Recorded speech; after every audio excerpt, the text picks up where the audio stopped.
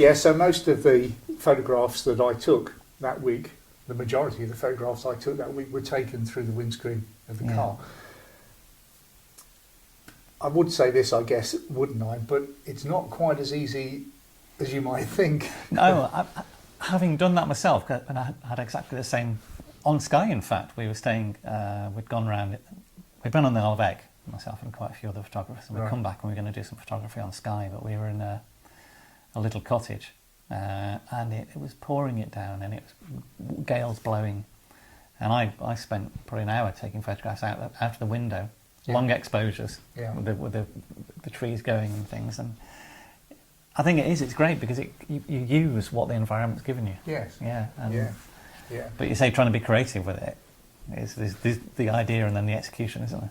Well, I had a choice of, at a practical level, I had a choice. I've driven all the way to Skye and I've paid for a week or 10 days accommodation. Do I sit in the car and moan about the conditions, or do I try and do something with them? And my decision was to try and work with what was being presented to me to respond to the landscape, as I always tried to do. The difference this time was that I was sat in a car doing it. But for me, this image captures the very abstract nature of the landscape as I was seeing it through the windscreen of the car.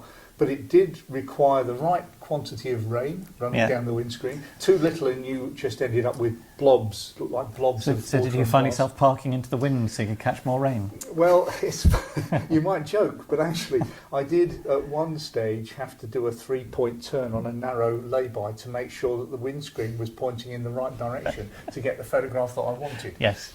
So the right quantity of water and then making sure the car's facing in the right direction are all technical considerations I've never had to consider before. No. But And was your photography partner understanding in this endeavour? well, in the end, he started doing it as well. Yes. Well, if you can't beat them, join them. No, I guess and I think it's fantastic. It looks, it has the feel of a wet plate collodion look to it, which is great. Yeah.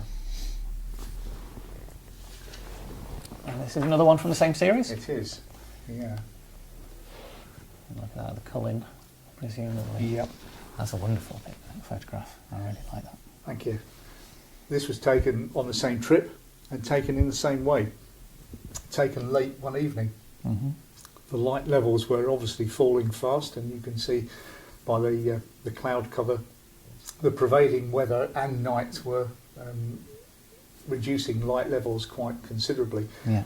But I was drawn by that little white cottage, just sitting there looking quite vulnerable underneath that dark sky and underneath the coolings. Where is it?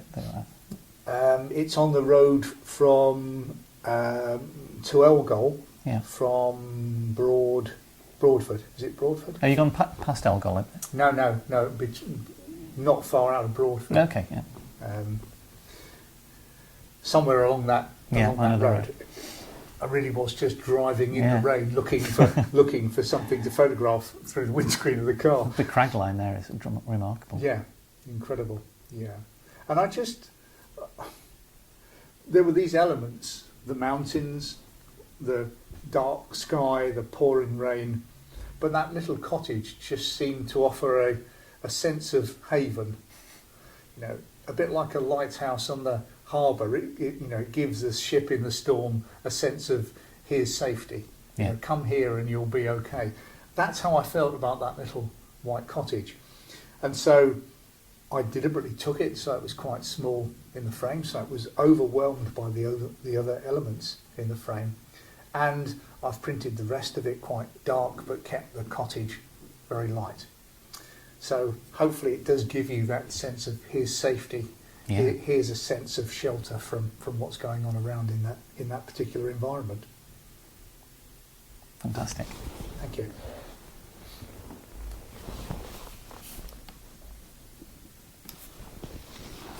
Brimham Rocks. I know this one, having been there a couple of times, and local to you as well. It is very local. Yes, it's a location that Brimham Rocks generally is a location that I struggle with.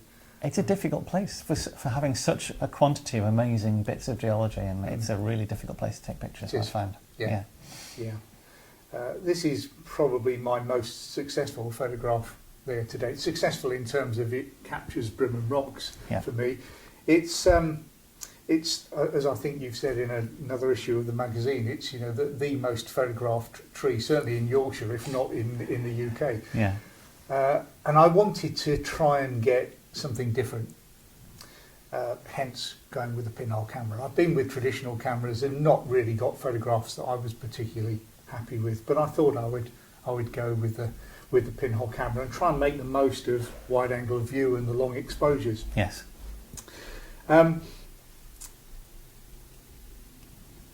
What I've done with this particular photograph is I've used the printing process to bring out what I saw. And in a minute we can look at the straight copy of the scan, and you can compare that to what I've done here. But there's a lot of work gone on in Photoshop, no more than I would have done in a traditional darkroom, lightening areas and darkening areas. Rebalancing a picture. Rebalancing, exactly. Yeah. So what I've tried to do is to enhance the final print by using Photoshop as a tool for doing that.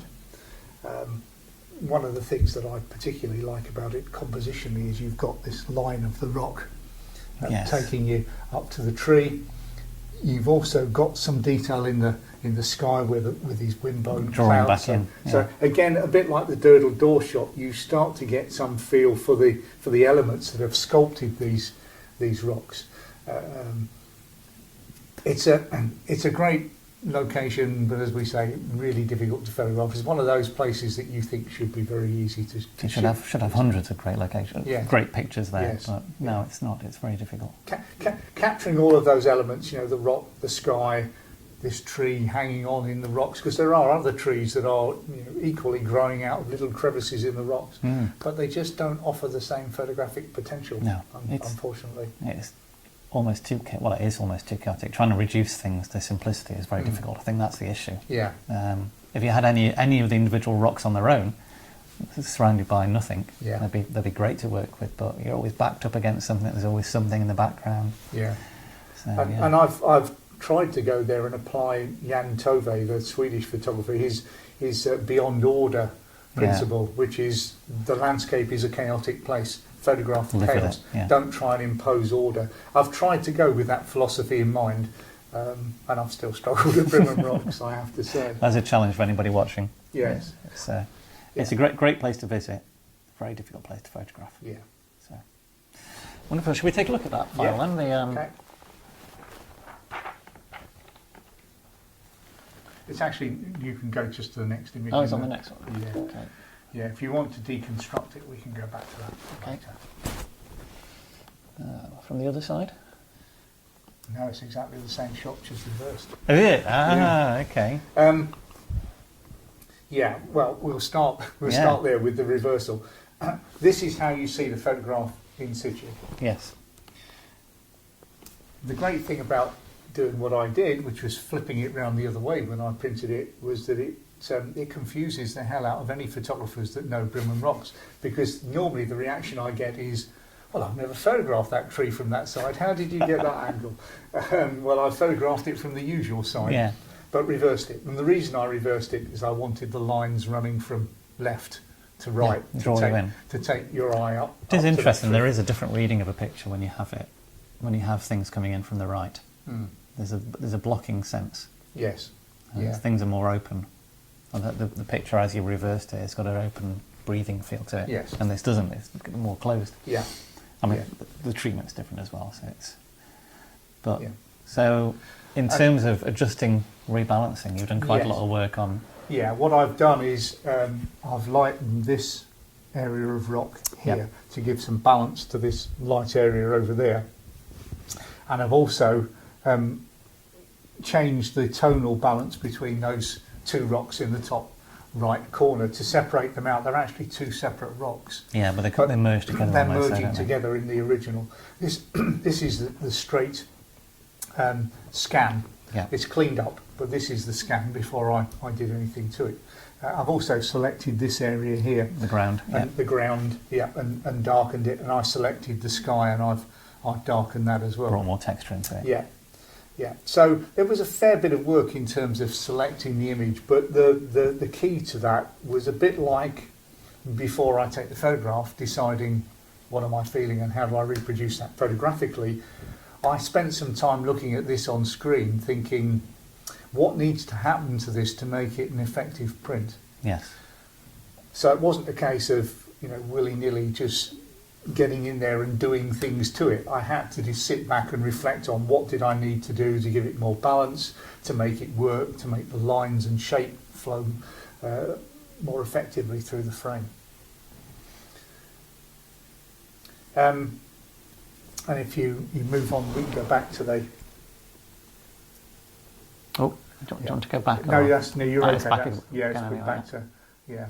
So there, again, for comparison, is the image as it was worked, and you can see that the rock that is to the left of the tree as we're now looking at it has been lightened, separated out from the. Yeah. So you got three tones, three tones in between those three yeah. masses of rock there. Yeah, and actually lightening the rock that runs from the bottom left corner up towards the tree has brought out the textures and the line in that much more than in the non-manipulated version. And leaving the rock in the top left dark has kept the corners closed. Yes. Yeah. Yeah. Again, it's that old vignetting technique, and I will spend a lot of time in Photoshop reproducing to reproduce the image that I saw when I fired the shutter. And I'm not averse to doing that. I'm not one of these anti-Photoshop people. I've been using Photoshop since 1997, and I'll use it as a tool like any other. Now, do you work in colour when you work doing your black and white? Do you actually work in tones in Photoshop, or is it very much we work in mono? And if I know it's going to be a black and white photograph. And as we were saying earlier, I know if I'm shooting with a digital camera, I normally know at the time of firing the shutter whether it's going to be a black and white or a colour image. Yeah. So how do you convert your colour ones if you are? These days I use Capture One. Yeah. There are a number of styles and presets you can use in Capture One as a starting point, and then I tweak them to. It's a bit like having a recipe and then manipulating it and adding bits and taking bits out to suit your own taste. That's how I use Capture One. I used to use Photoshop, and I'd use the channel mixer layer to change the balance of colours and things. Yeah. So I click on monochrome to convert it into black and white, and then use the red, green, blue channels, a bit like you would use colour filters with black and white film, to bring out different tones. And then I would select areas, and I'll either use levels or curves to lighten or darken them. So in terms of the colour mixing, do you still find yourself doing the typical red-orange filter equivalents? No. I've just play around with it and see what happens. I've got an idea of what I want to do, and then I just use the various tools, as I say, these days mainly in Capture One to do that. But I tend not to think these days in terms of film and using red, orange you just filters, do what works. Filters. Yeah, it's what works for the image. Wonderful. So you say you've got the layers for this picture, so we can. Yeah, I've got the layers for this one and for the sunshine and showers shot taken at Derwent. Should we look at that one now? Yeah. Let's do that. Okay. On desktop. Elemental one is the is the that tree one first. shot. Yeah.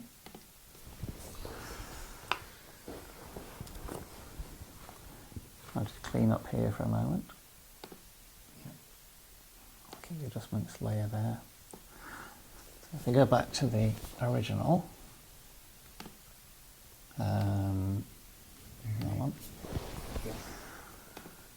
so the high pass. It's just a sharpening. Just a sharpening. Yeah. And then so go through these one at a time. Yeah. Okay. So the first layer is a curves general contrast. General contrast. Yeah. I'll try and make the general changes first. I want to start with the best first version, if you like, that I can get. Yeah. So I'll make overall changes to levels and overall changes to curves to do that. Yeah. But then usually it's fairly apparent once you've done that there are areas that will need more selective control. So if you click on the next curves layer, you'll see that's where I've lighten that foreground rock. So if I click on that, we can see the mask. Yeah. And then the next layer, I've darkened that corner down on the right hand side, bottom right corner. Yeah, so the mask is there. Yeah. And again, that just helps to keep the corner in, and it also accentuates that lighter, what is now the lighter rock on the left hand side of it. Yeah. And it increases that sense of line with that rock acting as a bit of an arrowhead to take you into the photograph. And then we're on to the middle mass of rock. Yeah, and you can see I've just lightened that slightly just to separate it from the rock in front. There we go. Yeah, and then the next area is the sky, and you can see how I've brought out the texture in the sky. Yeah, so we've brought the black point up slightly, but brought the contrast right up on the levels. If we show the match for that.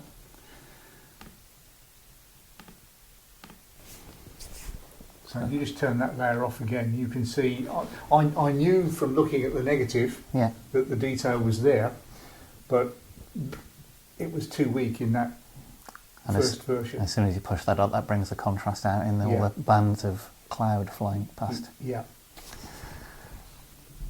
The next one is that's a very subtle curve. It is on the rocks up in the top left. It looks like it's just lifting the darkness slightly. Yeah, that's right. Adding a little bit of contrast. Yeah, a marginal. This is where we're getting into fine tweaking. And what I haven't done on this layer, on this image, which I have used and increasingly use these days, which if we can look at the sunshine and showers photograph, I use what I call a dodge and burn layer, so I don't use the dodge and burn tools. Yeah, a curved layer with a mask is it almost. So that one's an overall levels. Yeah, just tweaking it, brighten things up again. Yeah, and a final one. A final tweak with the curves. Yep, that's again to just a boost. Yeah, we're doing boost in the mid-tones. So in terms of the process that I'll work through, it's an overall change to get it as close as I can to the final result. Then I'll start selecting specific areas and working on them. Yeah. And then I'll go back to some overall changes just to tweak it slightly. And then we've got a toning layer at the top. Yeah, that's right. We're using a photo filter for it. Yeah. Yeah, and I use a whole range of different, either I'll use colour balance to introduce a tone, or I'll use, as I've done here, I'll use a photo filter to introduce an overall tone. Or sometimes I'll use curves and use the different channels to create that. I use that quite a lot. The blue channel to create a split toning effect, a blue and yellow split tone. So you can, by pulling and pushing the curve, you can make the highlights go a yellow tone and the shadows go a blue tone. So basically sticking a point in the middle and making an S shape with the blue channel. That's right. So instead of it just increasing contrast, it does the colours. Yeah. We'll look at the elemental. The sunshine and showers. Yes. Yeah. Move these over so the picture isn't getting too much in the way. So there's a final. If we go to